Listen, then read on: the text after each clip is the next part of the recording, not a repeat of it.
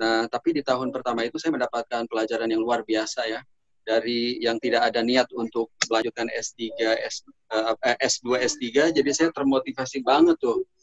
Termotivasi banget. Motivasinya apa itu yang membuat Bang Oni sempat terseok-seok di S1 tahun ketiga gitu? Apa yang membuat Bang Oni punya motivasi besar untuk melanjutkan studi sampai tingkat lanjut? Iya.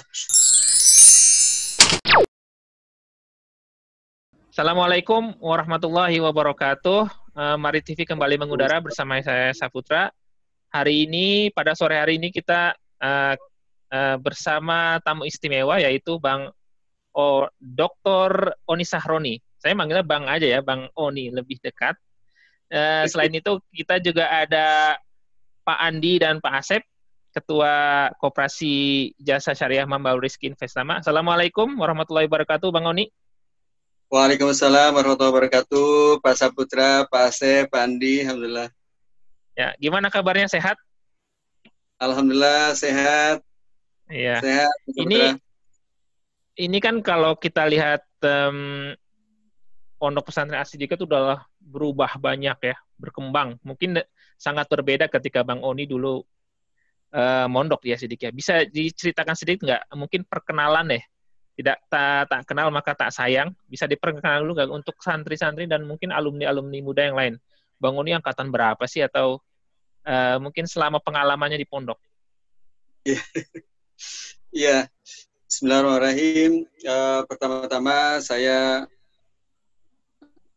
mengucapkan terima kasih jazakumullah kepada Ikhlas ya, kepada Kiai Zen dan struktur, terus juga kerabat kerja Mari TV, Koperasi Manbaul Rizki, Pak Saputra, ya Pak Asep, Pak Andi sudah difasilitasi dalam forum ini.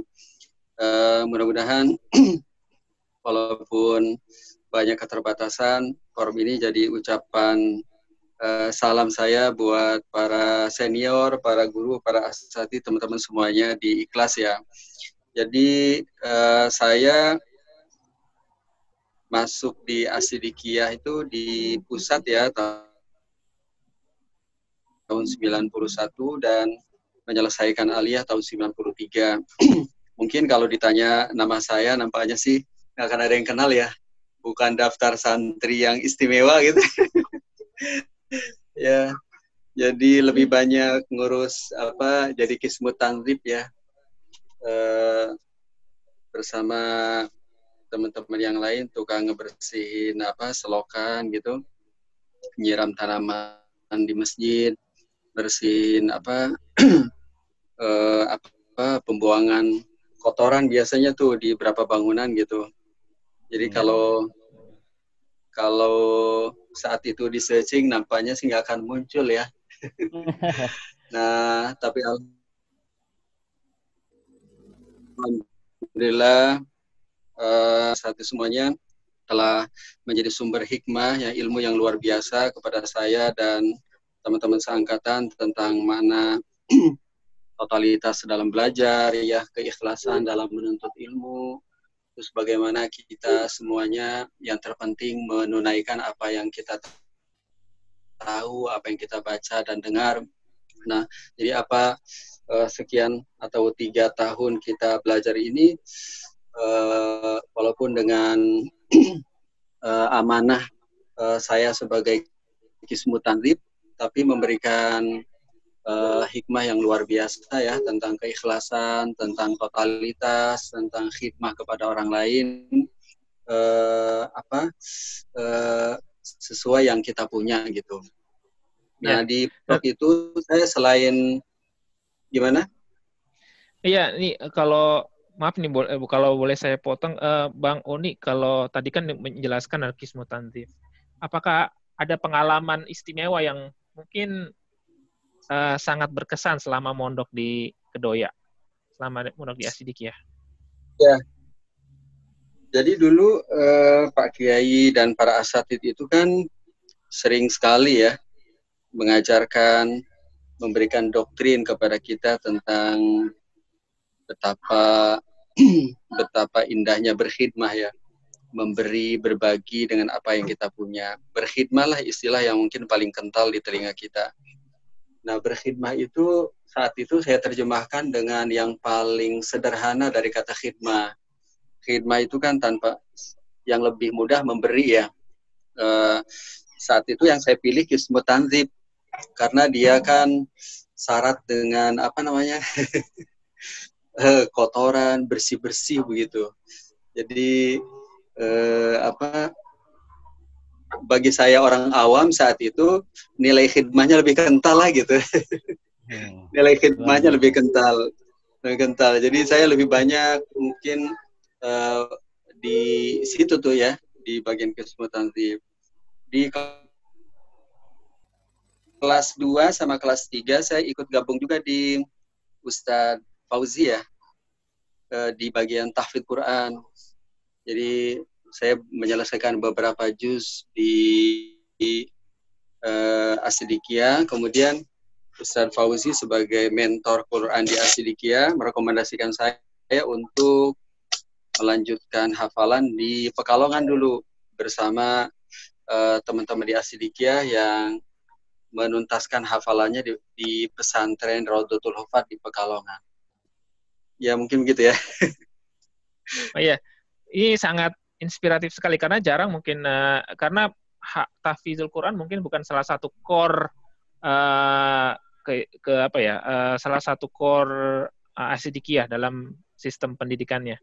Nah kalau boleh saya tanya selanjutnya nih, kalau menurut Bang Oni sendiri keistimewaan sebagai santri yang mondok di pesantren itu apa sih dibandingkan dengan mungkin madrasah sanawiyah tapi di luar? Apa yang bisa membuat santri itu menjadi istimewa sebenarnya?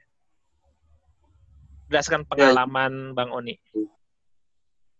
Jadi yang pertama adalah lingkungan ilmu ya. Jadi lingkungan ilmu ini sangat penting agar kita ini kan secara personal syarat dengan keterbatasan semangat, kita juga sering fluktuatif, kadang semangat, kadang enggak. Jadi lingkungan kita kiri kanan ada para guru ya yang sering megang kitab, teman-teman yang rajin belajar itu sangat memotivasi kita untuk belajar. Nah saat di pondok saya dulu sempat tuh hafal Jurumiyah, hafal Imriti, hafal walaupun nggak tuntas ya, Alfiyah Ibnu Malik ya, sampai sekitar 700-an lah gitu. Karena, jadi yang pertama adalah kelebihannya adalah lingkungan yang kondusif untuk mencari ilmu. Yang kedua juga adalah lingkungan yang kondusif kita untuk beribadah.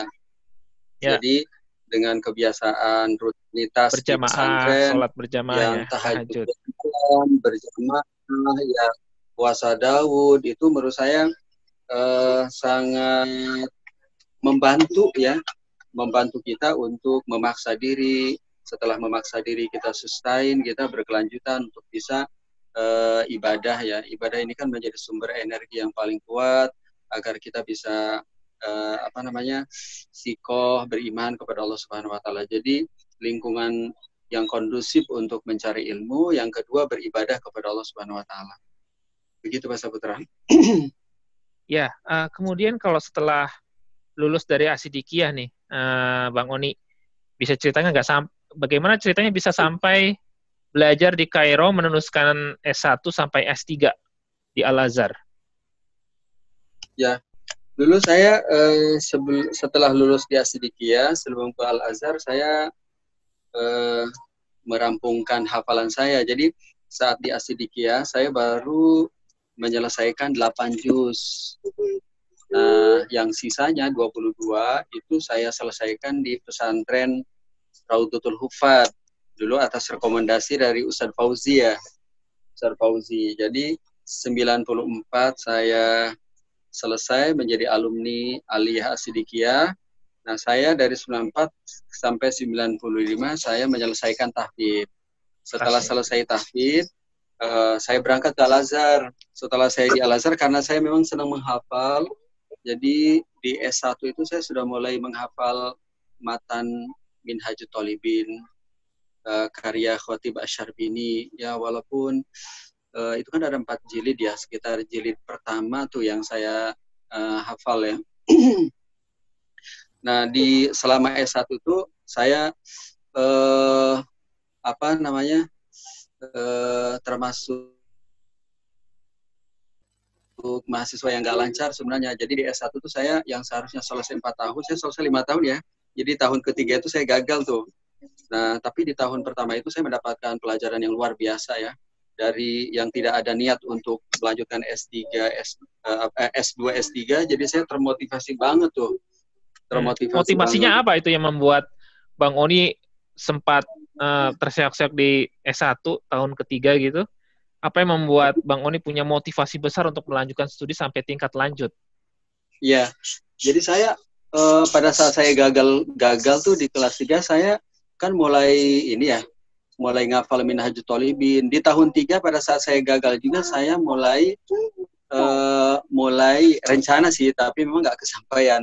Rencana mau menghafal hadis-hadis dalam Nailul Author. Nailul Author itu kan ada 8 jilid ya.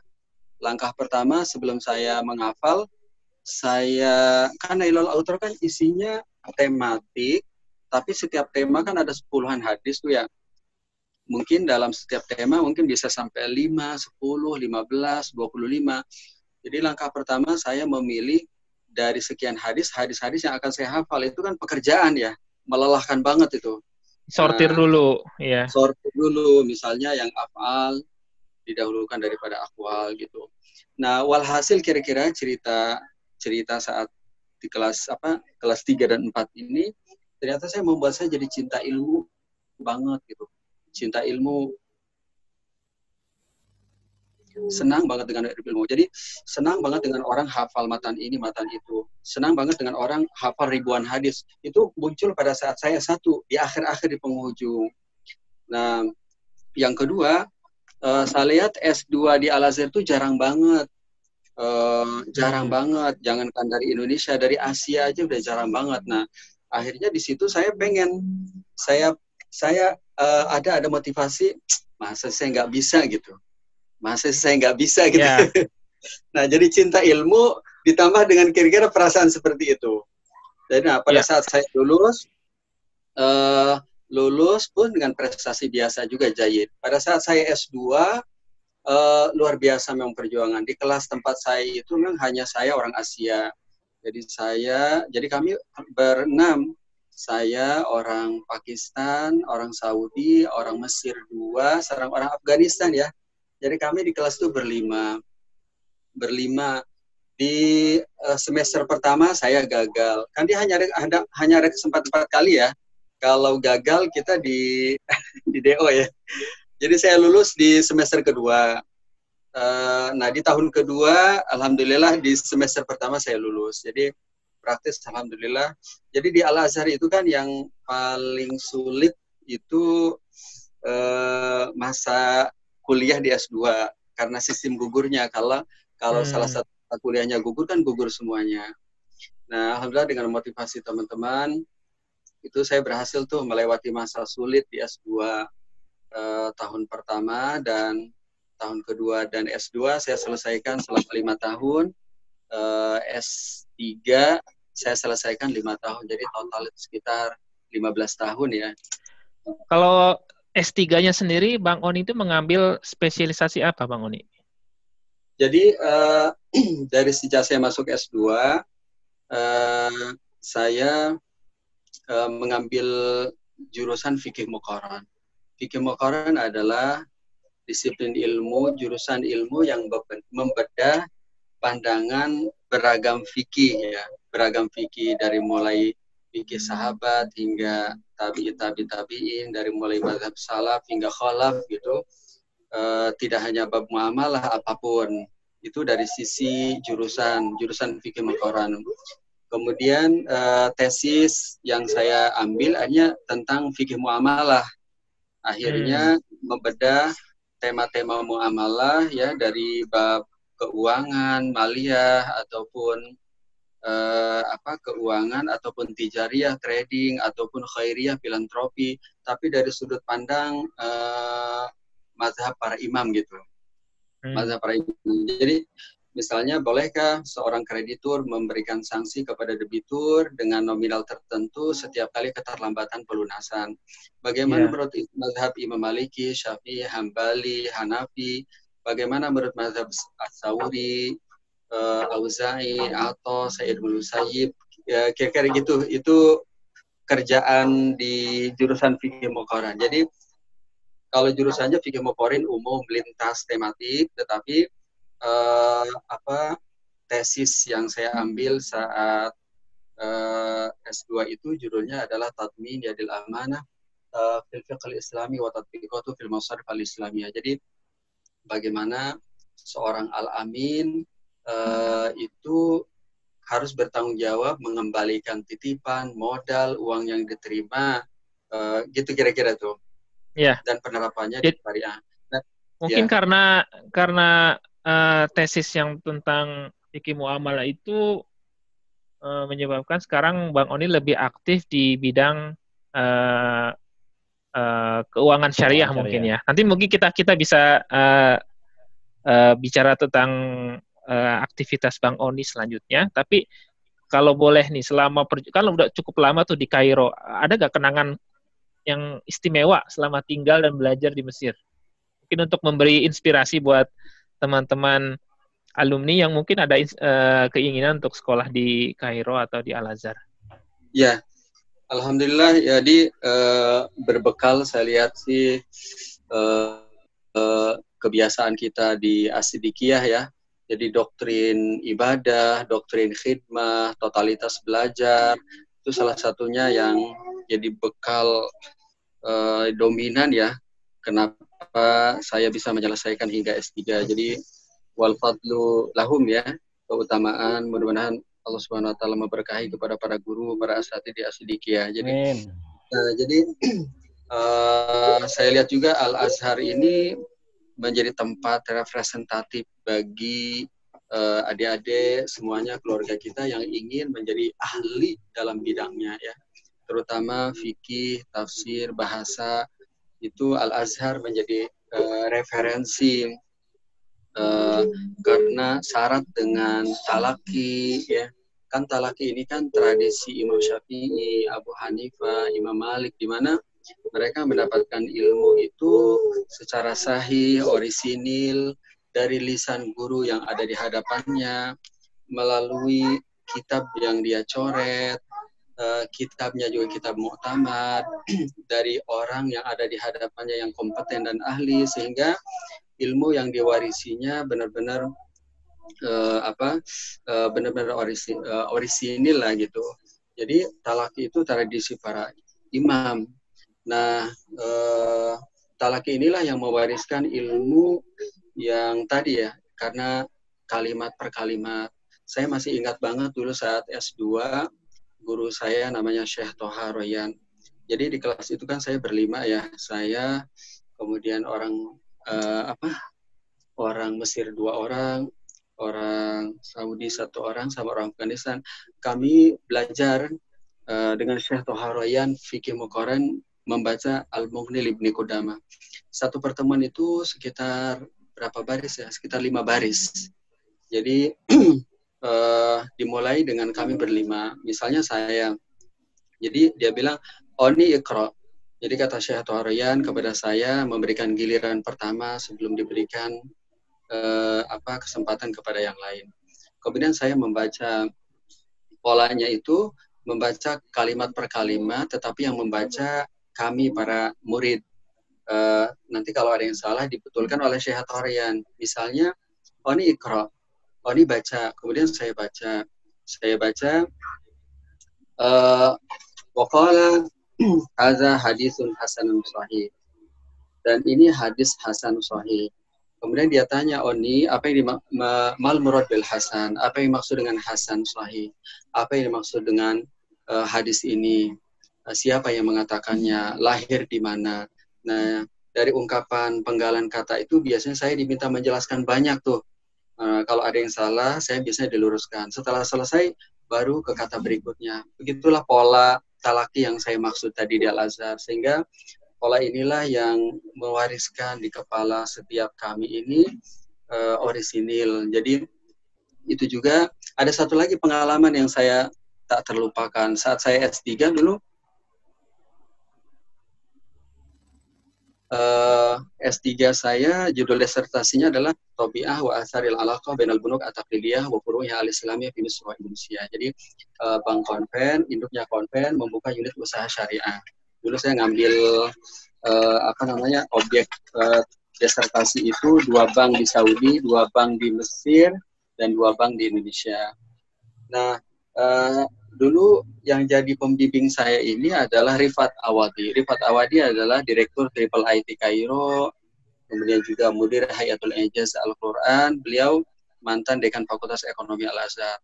Yang kedua, pembimbing saya dulu Dr. Abdul Fattah Idris, Ketua Jurusan Fikih Muqarran. Setelah saya mendapatkan informasi bahwa pembimbing itu mereka berdua, maka langkah pertama saya silaturahim. Nah, yang saya silaturahim tentu yang paling senior, yaitu Dr. Rifat Awad, ke rumahnya di Masakin di Kairo.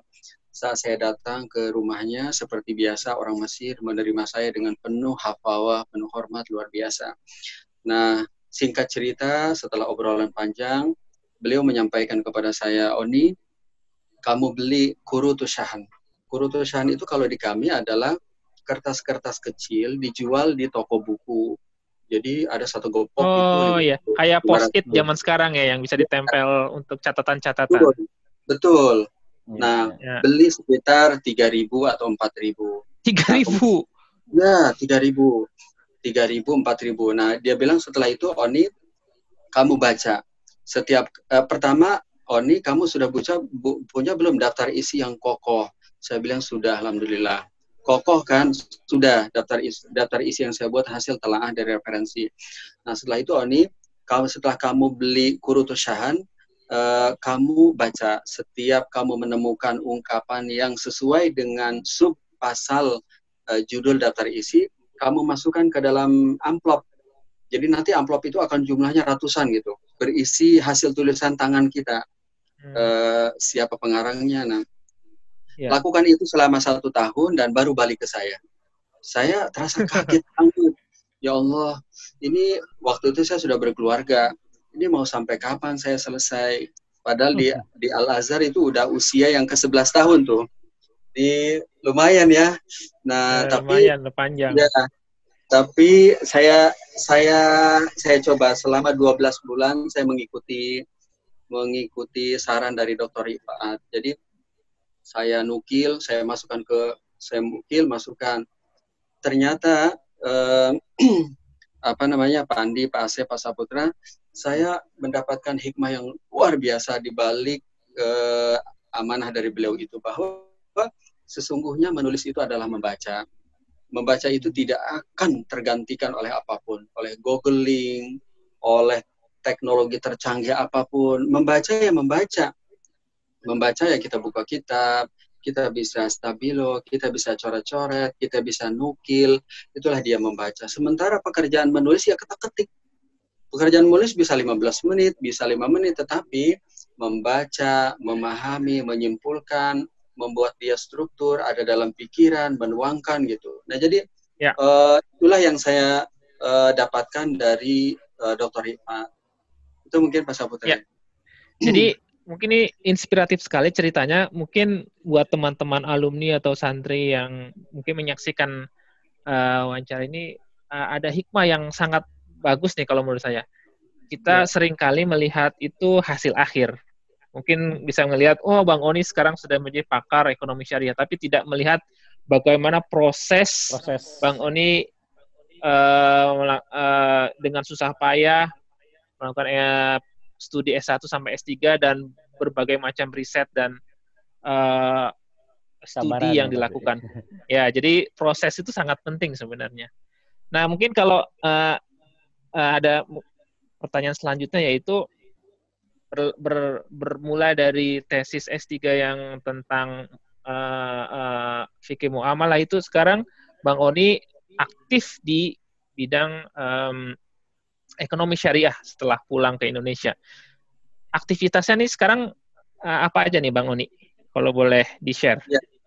Jadi sebenarnya sih saya lebih tepat menekuni fikih muamalah. Jadi muamalah itu kan bisa keuangan, jadi kalau keuangan itu istilah kalau dalam kami malia atau perdagangan trading ya, sektor real maksudnya, ya. filantropi. Itu biasanya yang saya tekuni. Oleh karena itu, selain kesibukan saya di Dewan Syariah Nasional MUI, jadi saya sekarang mengelola juga sebagai edukasi literasi akun Muamalah Daily namanya. Muamalah Daily, bisa diketik Muamalah Daily. Itu ada. Subscribe, jangan lupa Muamalah Daily ya di YouTube. Sudah. Oh, Pak Asep sudah ya? Sudah subscribe, saya belum. Oh, sudah. Muamalah Daily ya? Oke. Ya.